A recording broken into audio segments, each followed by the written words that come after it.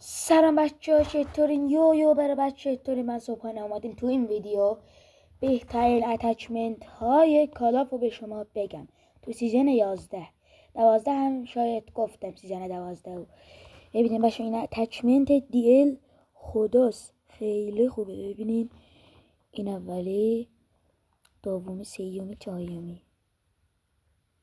این هم اتچمنت دیله. این تایپ 25 اتچ تایپ 25.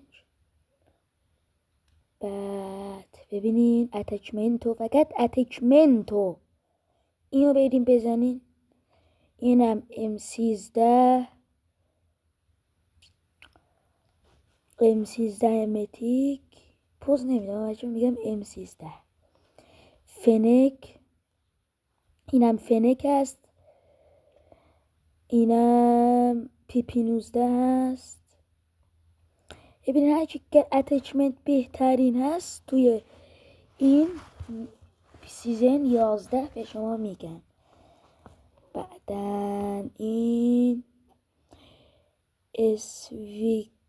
اسویچ نمیدونم بچه، اینو ببینید X9 آخرش این هست.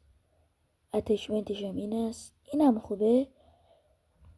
بعد اینم FFR 1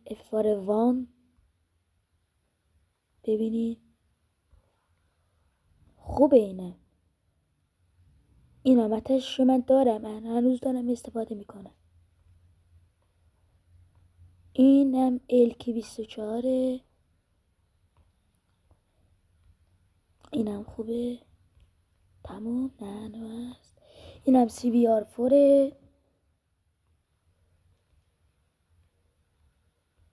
ببینید CBR4 اینم اسوال اینم اسوال فکر کنم این آخریه. آره این آخریه. اینم دیگه ببینین جریو نمیدونم، خلاصه این اتچمنتش.